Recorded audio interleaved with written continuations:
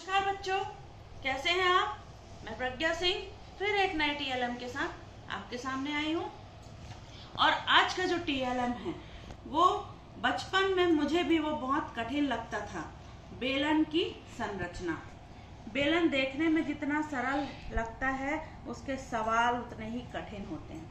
ये देखिए, एक डब्बा है, बेलनाकार है। इसमें आप देखेंगे नीचे एक वृत्त है, ऊपर भी वृत्त है, ढक्कन भी वृत्ताकार है और इसका जो आधार है वो भी वृत्ताकार है। और जो ये वाली जो सतह है ये वक्राकार होती है। तो इस प्रकार से बेलन में 3 पृष्ठ होते हैं, 2 वृत्ताकार और एक वक्राकार। अब ये जो वक्राकार पृष्ठ है वो कैसे बनता है, यहाँ आप देखेंगे ये एक आयताकार शीट है। अब इसको यदि मैं इस प्रकार से फोल्ड करूं तो ये एक बेलन जैसा दिखता है हमें। तो बेलन में अब ऊपर मैंने एक वृत्त लगाया और नीचे भी एक वृत्त लगाया, हमारा ये बेलन तैयार हो गया। ठीक है, तो इस प्रकार से बेलन में 2 वृत्ताकार सतह होती है और एक आयताकार सतह होती है, जो कि बेलन का वक्र पृष्ठ कहलाता है। तो बेलन की संरचना, मैंने ये बेलन लिया है। ये जो है ये एक पाइप है, पीवीसी पाइप है, जिस पे मैंने नीचे भी एक खड्डे से इसको बंद किया है और ऊपर भी इसका इस प्रकार से मैंने ढक्कन बनाया है। अब बेलन की संरचना, तो बेलन में 3 पृष्ठ होते हैं, जैसे कि हमने देखा, 2 वृत्ताकार और एक वक्राकार पृष्ठ। यहाँ पर आप देखेंगे ये बेलन की संरचना। अब हमने देखा कि ये इतना लंबा बेलन है, ये इसकी ऊंचाई है और त्रिज्या आर त्रिज्या किससे लेंगे हम, ये जो वृत्त है इसका जो नीचे वाला फेस है उसकी त्रिज्या ही बेलन की त्रिज्या कहलाती है। अब बेलन का आयतन क्या होता है, आयतन से आप क्या समझते हैं। कोई भी वस्तु जितना स्थान घेरती है या उसको बनाने में प्रयुक्त सामग्री ही उसका आयतन होता है। ये बेलन सतह पर जितना स्थान घेर रहा है वही इसका आयतन है, या इस बेलन को बनाने में प्रयुक्त सामग्री या इसके अंदर जो सामग्री भरी है। ये देखिए, इसमें मैंने थर्मोकोल बॉल्स डाला है, ये जो भरा हुआ है यही इसका आयतन होगा। अब बेलन के आयतन का सूत्र हम कैसे निकालेंगे। बेलन के आयतन के सूत्र के लिए हमें पहले वृत्ताकार जो इसका आधार है उसका क्षेत्रफल के साथ इसकी बेलन की ऊंचाई का गुणा करना होगा, तो बेलन का आयतन हमें ज्ञात हो जाता है। अब वृत्त का क्षेत्रफल होता है पाई आर का वर्ग। ये आप 6वीं में भी पढ़ चुके हैं, 7वीं में भी पढ़ चुके हैं। ये जहां पर पाई एक नियतांक है जिसका मान 22/7 या 3.14 भी हम लेते हैं, और आर जो है बेलन के आधार की त्रिज्या है और एच ऊंचाई है। अब यहाँ पर सवाल है कि हमने बेलन का आयतन तो ज्ञात कर लिया, लेकिन इस प्रकार से प्रश्न आता है कि एक कुआं है, उसमें से कुछ मिट्टी खोद कर निकाली गई है और फिर उस कुएं में प्लास्टर करना है। इस प्रकार के जब प्रश्न आते हैं तब हम कंफ्यूज हो जाते हैं कि अब हमें आयतन निकालना है कि वक्र पृष्ठ निकालना है कि संपूर्ण पृष्ठ निकालना है। तो यहाँ पर हमने इसी टीएलएम से तीनों चीजें हम निकाल सकते हैं। यहाँ पर देखिए, मैंने एक शीट में बेलन की संरचना को बताने का प्रयास किया है। अब यहाँ पर मैंने ये डबल साइडेड टेप लगा कर रखा हुआ है, इसको मैं इस तरह से निकाल देती हूँ और ये जो मैंने शीट लगाई थी उसको मैं यहाँ पर स्टिक कर देती हूँ। ये स्टिक हो गई। अब देखिए, इसको जब हम पूरा लंबाई के अनुदिश मोड़ते हैं तो ये हमें एक बेलन मिल गया, जिसमें आधार में हमें एक वृत्त है। अब यहाँ पर आप देखिए, ये जो आयताकार शीट की चौड़ाई है ये वृत्त की परिधि के बराबर है। आयताकार शीट की चौड़ाई वृत्त की परिधि यानी 2 पाई r के बराबर है, और जो इसकी लंबाई है वो बेलन की ऊंचाई के बराबर पूरा फिट बैठ गया है, तो बेलन की ऊंचाई के बराबर इसकी लंबाई है। इस आयताकार शीट को मैं फिर से खोल के बताती हूँ आपको। देखिए, ये मैंने इसको इस प्रकार से जब फोल्ड किया तो देखिए चौड़ाई जो है वो फोल्ड होकर पूरा एक वृत्त बना रही है और लंबाई जो है वो ऊंचाई के बराबर है। तो इस प्रकार से जब हम वक्र पृष्ठ देखते हैं, अब ये जो पृष्ठ है ये सिर्फ बाहर लपटा हुआ है, यही बेलन का वक्र सतह है, जो कि बेलन का वक्र पृष्ठ कहलाता है। तो बेलन के वक्र पृष्ठ का क्षेत्रफल हम किस प्रकार से ज्ञात करेंगे? अब चूंकि आयत का क्षेत्रफल क्या होता है? लंबाई गुणित चौड़ाई। अब यहाँ पर देखिए लंबाई है क्या? h, और चौड़ाई है वृत्त की परिधि 2πr। तो आधार की परिधि गुणित ऊंचाई, यदि हम आयत से भी तुलना करेंगे तो भी हमारा वही आ रहा है कि चौड़ाई गुणित लंबाई। तो बेलन की आधार की परिधि है क्या है? वृत्त की परिधि के बराबर 2πr, और उसके साथ हमने h का गुणा किया है, तो हमारा वक्र पृष्ठ हमें प्राप्त हुआ है 2πr/h। अब इसके बाद हमने आयतन ज्ञात कर लिया, वक्र पृष्ठ ज्ञात कर लिया। अब संपूर्ण पृष्ठ, मान लीजिए आपको ये बेलनाकार डब्बा को बनाने में लगी हुई शीट निकालना है, कितना इसमें शीट लगी है, या ढक्कन को भी हमें जोड़कर निकालना है।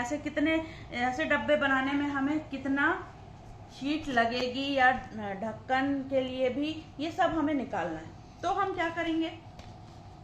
आधार का क्षेत्रफल जोड़ेंगे और शीर्ष का भी क्षेत्रफल जोड़ेंगे। शीर्ष जो है वो भी बेलन का क्या है? वृत्ताकार है, दो वृत्ताकार सतह है। तो आधार का क्षेत्रफल धन ये वक्र सतह का क्षेत्रफल धन शीर्ष का क्षेत्रफल। अब यहाँ पर आप देखिए क्या है? बेलन का संपूर्ण पृष्ठीय क्षेत्रफल। तो बेलन का संपूर्ण पृष्ठीय क्षेत्रफल कैसे निकालेंगे हम? आधार जो कि वृत्त है, वृत्त का क्षेत्रफल धन वक्र पृष्ठ का क्षेत्रफल धन शीर्ष का क्षेत्रफल। अब वृत्त का क्षेत्रफल क्या है? आधार का πr² धन वक्र पृष्ठ हमने निकाला है 2πrh, और शीर्ष है πr²। अब यहाँ पे πr² जोड़कर हो गया 2πr² धन 2πrh। वक्र पृष्ठ हमने पहले निकाल चुका है 2πrh। अब यहाँ देखिए 2πr दोनों में है, इसको हम कॉमन निकाल सकते हैं, 2πr धन h। इस प्रकार से बेलन का संपूर्ण पृष्ठीय क्षेत्रफल हम ज्ञात कर सकते हैं। तो इस एक ही TLM से हम बेलन का आयतन, वक्र पृष्ठ और संपूर्ण पृष्ठ निकाल सकते हैं, जो कि बच्चों को बहुत ज्यादा कठिन लगता है। बच्चों, जब हम क्षेत्रमिति का कोई भी सवाल हल करते हैं तो इकाई उसमें मेंशन करना बहुत ज्यादा जरूरी होता है। अगर आप उसकी इकाई नहीं लिखेंगे तो प्रश्न आपका अधूरा हो जाएगा और आपको पूरे अंक नहीं मिलेंगे। तो यहाँ पर मैं बेलन का आयतन की इकाई क्या होती है? आयतन की इकाई आप जानते हैं कि घन इकाई होती है। घन इकाई मतलब कि घन सेंटीमीटर हो सकता है, घन मीटर हो सकता है, आपको जो भी जिसमें भी इकाई दी हो तो उसकी घन इकाई होती है आयतन की इकाई। उसी प्रकार से हम वक्र पृष्ठ और संपूर्ण पृष्ठ की भी इकाई यहाँ पर देख लेते हैं। क्योंकि क्षेत्रफल, वक्र पृष्ठ यानी कि हम क्षेत्रफल निकाल रहे हैं, तो क्षेत्रफल की इकाई क्या होती है? वर्ग इकाई। अब वर्ग इकाई से आप क्या समझते हैं? वर्ग सेंटीमीटर हो सकता है, वर्ग मीटर हो सकता है और वर्ग फीट भी हो सकता है, जो आपको इकाई दी गई हो। उसी प्रकार से संपूर्ण पृष्ठ की भी इकाई वर्ग इकाई ही होती है, क्योंकि संपूर्ण पृष्ठीय क्षेत्रफल जिसको हम बोलते हैं, तो क्षेत्रफल की इकाई यहाँ पर वर्ग इकाई होती है। तो मैं उम्मीद करती हूँ कि आपका आज कॉन्सेप्ट क्लियर हुआ होगा। आप बेलन का वक्र पृष्ठ, संपूर्ण पृष्ठ और TLM पसंद आते हैं तो हमारे चैनल को सब्सक्राइब कीजिए और कमेंट सेक्शन पर जाकर अपनी राय अवश्य दीजिएगा कि आपको और किस सब्जेक्ट पर TLM आपको चाहिए। जैसे कि मैंने पिछले क्लास में घातांक पर बनाया था, जो कि एक कठिन अवधारणा थी, और अभी आज बेलन पर। तो आगे आप कौन से TLM चाहते हैं उस पर आप अपने कमेंट जरूर दीजिए। Thank you.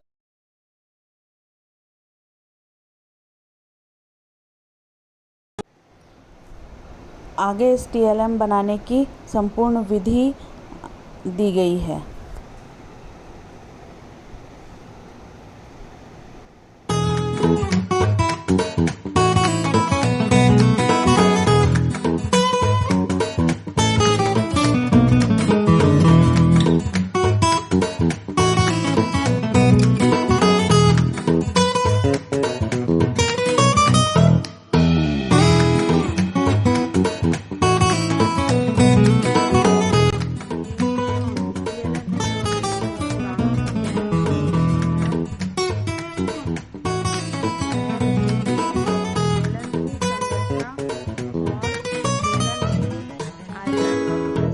पृष्ठ बताने वाला TLM है, जो कि आप सभी को बहुत ज़्यादा पसंद भी आता है।